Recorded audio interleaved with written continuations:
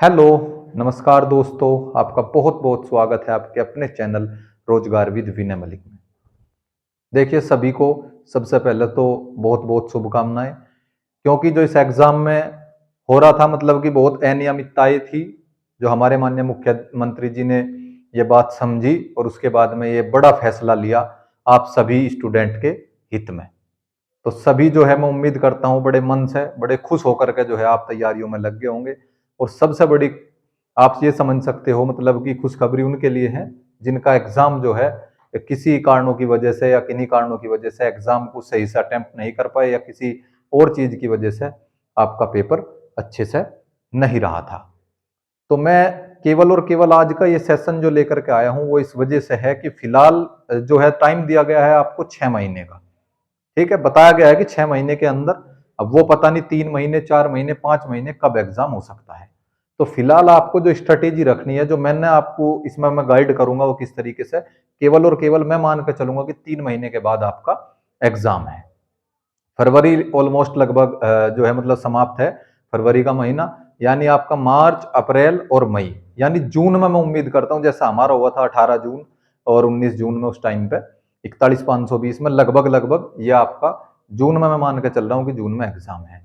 तो आपको किस तरीके से इसमें स्ट्रेटेजी रखनी, किन किन चीजों को मैं कंसिडर किया है इसमें, किस कौन कौन से फैक्टर थे, उन सभी पर बात करने वाला हूँ। ठीक है, तो ये कुछ मैंने इसमें रोल रखे हैं कि किस तरीके के रोल रहे इस एग्जाम को भी देखते हुए। जो पैटर्न आया था जिस तरीके से लगभग झटका रीजनिंग ने सभी को दिया था वो भी चीज मैंने इसमें कंसिडर करी है। तो देख लेते हैं एक बार किस तरीके से रोल और क्या क्या चीजें रही। सबसे पहले मैं बात करूंगा रीजनिंग के रोल की। ठीक है, यानी रीजनिंग का जो रोल था ज्यादातर कैंडिडेट की मैंने अपने टाइम टेबल में जो आपको बताया था टाइम टेबल कराने के लिए उसमें मैंने बोला था कि रीजनिंग और आपको जो है मैथ और हिंदी मतलब इन्हीं को सबसे ज्यादा टाइम देने की बात करी थी। लेकिन उस टाइम पे मुझे बहुत लोगों के कमेंट आए थे, बहुत बच्चों कमेंट आए थे कि रीजनिंग तो जो है हमारा हो रखा, रीजनिंग में तो इतनी बड़ी चोरी कोई बात है नहीं। ठीक है, तो मैं ये कहना चाह रहा कि इसको अंडर एस्टिमेट ना करें। रीजनिंग का बहुत बड़ा रोल रहा, इसमें ज्यादा से ज्यादा प्रैक्टिस करने की कोशिश करें। तो आप समझ सकते हो रीजनिंग को इस बार आपको टारगेट करके चलना है। ठीक है, रीजनिंग को ज्यादा से ज्यादा टाइम देकर, रीजनिंग मैथ और हिंदी, फिर वही बहुत बड़ा रोल। हिंदी वैसे लगभग मतलब इतनी ज्यादा टफ पूछी नहीं गई और हिंदी से सभी का ही अच्छा स्कोर रहा। मेन जो ज्यादा रोल था वो था रीजनिंग का। तो रीजनिंग में जो है आपने और मानसिक अभिरुचि, ठीक है, मानसिक अभिरुचि और रीजनिंग इन दोनों का बहुत बड़ा रोल रहा। उसमें गलती क्या करी कैंडिडेट ने वो भी मैं बात करूंगा। ठीक है, दूसरी चीज कर लेते हैं। पहला रोल हो गया आपका रीजनिंग का। इस बार आपको अंडर एस्टिमेट करना नहीं है बिल्कुल भी रीजनिंग को। रीजनिंग को ज्यादा से ज्यादा टाइम दे करके चलना है। ये नहीं कि अब आपको 3-4 महीने मिल गए और आपने इसमें जीएस में पूरी जान झोंक दी या रीजनिंग को फिर आपने लड़के में ले लिया। एक मेन सब्जेक्ट और मेन रोल समझते हुए रीजनिंग का वो ज्यादा से ज्यादा टाइम आपको उसको देना है। ये बात होगी आपकी रीजनिंग की। अब बात कर लेता हूं मैं दूसरा महत्वपूर्ण टॉपिक है, ये है आपका ऑनलाइन क्लास का रोल। ठीक है, मैं इसमें अपनी भी क्लास की बात करूंगा या अदर जितने भी आपके जो एजुकेटर्स है जो पढ़ा रहे हैं। लेकिन कैंडिडेट क्या करते हैं कि अपनी किताब को छोड़ करके केवल और केवल पूरा पूरा दिन मतलब ऑनलाइन क्लास के सहारे, ठीक है, जैसे मैराथन क्लास चल रही पूरा दिन मतलब 12-12 घंटे 14-14 घंटे लास्ट में। तो मेरा कहने का मतलब केवल ये है कि आप इस चीज को समझो, क्या आप इतना आउटपुट ले पा रहे हो उस मैराथन से जितना आप खुद कर सकते हो। उस मैराथन में लगभग 200 सवाल 250 सवाल 300 सवाल आपने कर लिए। अगर मैं मैथ की बात करूं या हिंदी की बात करूं 200-250 क्वेश्चन आपने मैराथन से कर लिए। लेकिन अगर आप खुद पढ़ते 12 घंटे 16 घंटे 14 घंटे जो भी, तो मेरा मानना यह है कि आप उसमें ज्यादा आउटपुट निकाल सकते थे।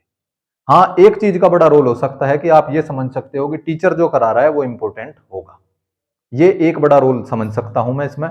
तो लेकिन जब आप एक रिवीजन का दौर होता है वो मैराथन क्लासेस जब चलती है उस टाइम पे आपके नोट्स जितने भी प्रिपेयर हो रखे हैं, आप उस मैराथन की करने की बजाय, ये मेरा व्यक्तिगत मानना है, कोई भी ये ना मानना कि मैं किसी को डिमोटिवेट कर रहा या किसी चैनल से हटा रहा आपको। मैं केवल और केवल सही और गलत के बारे में ये बात कर रहा कि आप इस चीज को समझे कि जहां आप 12 घंटे दे रहे, 12 घंटे में 200-250 सवाल का आउटपुट ले रहे, तो वहां पे आप 12 घंटे में 1,1200 सवाल तक का आउटपुट ले सकते हो और अपने सारे नोट्स रिवाइज कर सकते हो। ठीक है, तो ये नहीं है जिसे सही लगता हो आप जा सकते हो मैराथन की तरफ या किसी और की तरफ। तो मेरा केवल और केवल मानना यह है कि आप किताब से दूर हटके मतलब ऑनलाइन के सहारे ना चलें।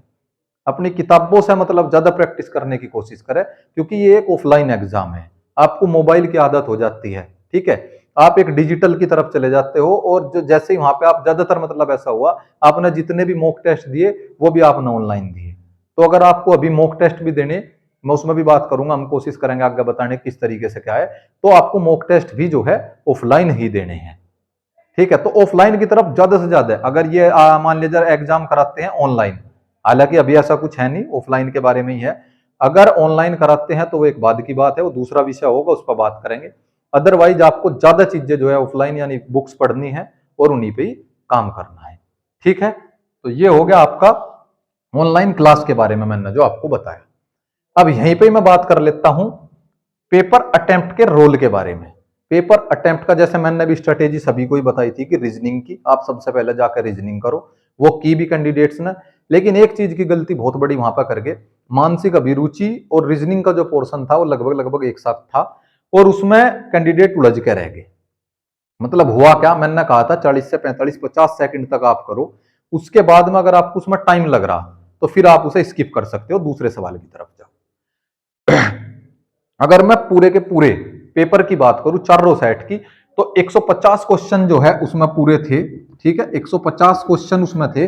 लेकिन अगर आप ये लेंदी क्वेश्चन, आप एक तरीके से लेंदी क्वेश्चन ही ना मैं कहूंगा, ठीक है, रीजनिंग और मानसिक अभिरुचि के जो कुछ क्वेश्चन थे, अगर उन्हें मैं हटा दूं, 15 से 20 क्वेश्चन, ज्यादा से ज्यादा आप मान के चलो 30 क्वेश्चन ऐसे रहे होंगे, अगर आप उन्हें छोड़ दो तो उससे अलग आपका कितना बच गया, 120 क्वेश्चन।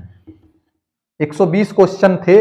अब उन 120 क्वेश्चन में भी अगर मैं बात करूं कि 20 क्वेश्चन मैंने वे भी मान लिए कि आपके जो है जीएस में आप पे नहीं आ रहे, तो टोटल क्वेश्चन आपके कितने बच गए, 100 क्वेश्चन ऐसे थे कि 100 क्वेश्चन आप लगभग लगभग सभी ने सही अटेम्प्ट किए होंगे। अगर पूरे पेपर की चारों सेट में से उठाने की कोशिश करूं तो 100 क्वेश्चन अभी भी ऐसे निकल जाएंगे जो आप पूरे सही से अटेम्प्ट कर लोगे। आप समझने की कोशिश करना है किस तरीके से मैं बताना चाह रहा। आपने 100 क्वेश्चन आपने बहुत आसानी के साथ में कर लिए, उसके बाद में जो लेंदी क्वेश्चन है, जीके के आपने 20 क्वेश्चन देख लिया कि आपको आते नहीं, इसके बाद में आपका बचे थे 30 क्वेश्चन। अब उन 30 क्वेश्चन को आपको करना था। 30 क्वेश्चन में से अगर आप लगभग लगभग 10 क्वेश्चन भी निकाल पा रहे थे, तो यानी कि आपका टोटल जो है, अगर एक्यूरेसी की बात करूं तो 110 क्वेश्चन आपके वहां से सही निकल के आ रहे थे। 110 क्वेश्चन अपने आप में बहुत सही और बहुत महत्वपूर्ण अटेम्प्ट था इसमें।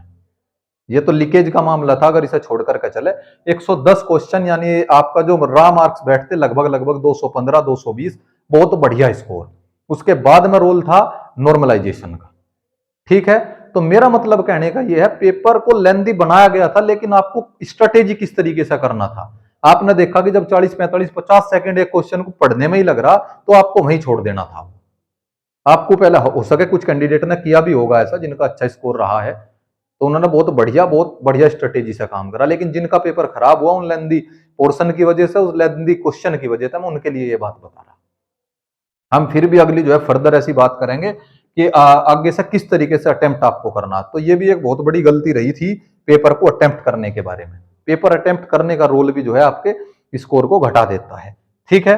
तीसरी बात करते हैं कि टाइम टेबल, अब जो फिलहाल में आपके पास में है, ठीक है, कितने लगभग लगभग 3 महीने में मान के चल रहा कि 3 महीने के बाद में आपका एग्जाम है। 3 महीने का जो टाइम टेबल मैंने अपनी पहली वीडियो आप देख सकते हो उसमें डिस्कस कर रखा, थोड़ा सा हार्ड होगा, उसे आप अपने तरीके से मॉडिफाई करके, ठीक है, रीजनिंग हिंदी और मैथ को ज्यादा टाइम दे करके उसे आप फॉलो करने की कोशिश करो। इसमें आपको बहुत फायदा मिलेगा, बहुत बहुत ज्यादा फायदा मिलेगा, ठीक है। तो टाइम टेबल का मैंने आपको बता दिया, टाइम टेबल वो रखने की कोशिश करो 3 4 6 महीने भी, अगर 6 महीने बाद भी एग्जाम हो रहा तो मेरे कहने से आप उसे फॉलो करके देखो, कितना अच्छा रिजल्ट आपको देखने को मिलेगा, ठीक है। अब बात करता हूं मैं, जब मैंने बात की कि ऑनलाइन क्लास का रोल क्या है, ज्यादा ऑनलाइन की तरफ ना जाओ, मेरा पर्सनल मानना यह है। हाँ, जिस टॉपिक में आपको दिक्कत है या कोई परेशानी है, आप वहां पे उसे कर सकते हो। लेकिन अब आपका सवाल होगा कि फिर मैं क्यों वीडियो डाल रहा हूं या मेरी वीडियो क्यों देखने की जरूरत है। मैंने जितनी भी वीडियो पहले डाल ली, समय कम था, आप कह सकते हो मेरी कोई भी वीडियो बहुत ज्यादा लंबी नहीं है, ठीक है, आपने ये चीज देखी होगी। और अभी भी मैं जो वीडियोज लेकर के आऊंगा, इतना समय मेरे पास नहीं रहता कि मैं पूरा पूरा इसमें जो है आपको समय दे दूं या इतनी वीडियोज में लेकर के आऊं। मेरा मानना यही है मेरी जो वीडियो या मेरी क्लास जो आपके सामने रोल प्ले करेगी वो एज ए बूस्टर करेगी।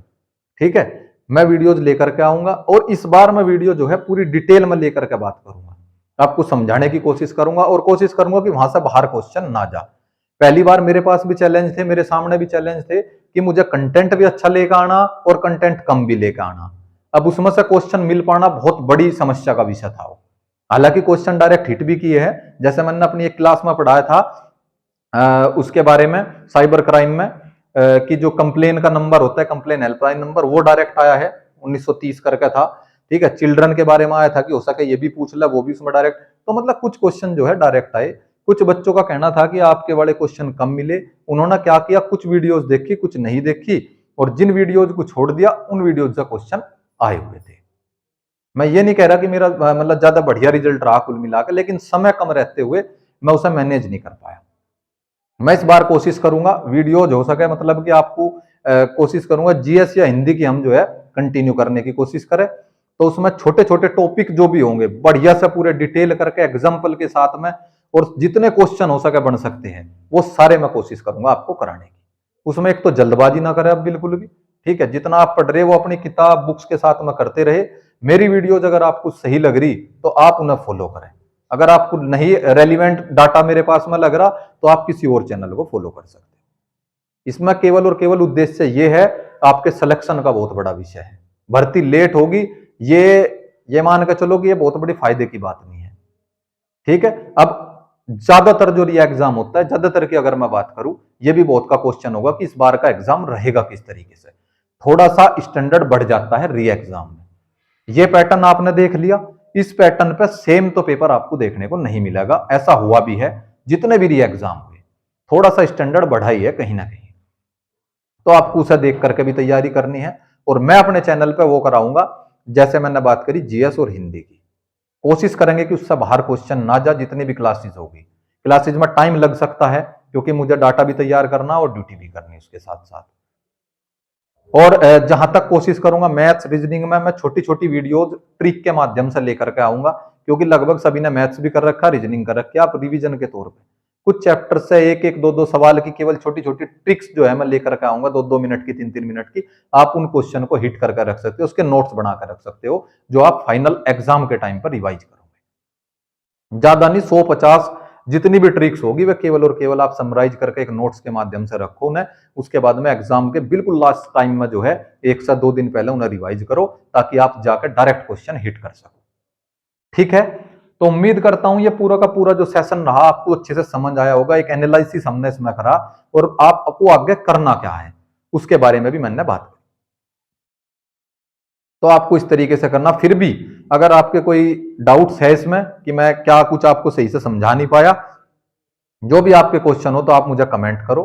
ठीक है, वीडियो अगर अच्छी लगी होगी तो इसे लाइक जरूर करना और शेयर करो ज्यादा से ज्यादा ऐसे कैंडिडेट जिनके पास में ये चीजें जो समस्याएं हैं जो उन्हें पता नहीं चल पा रही, और वे भी इन चीजों को समझ लें। तो ठीक है दोस्तों, फिर मिलते हैं हम अपनी अगली जो क्लासेस शुरुआत करेंगे उन क्लासेस से। ओके, धन्यवाद।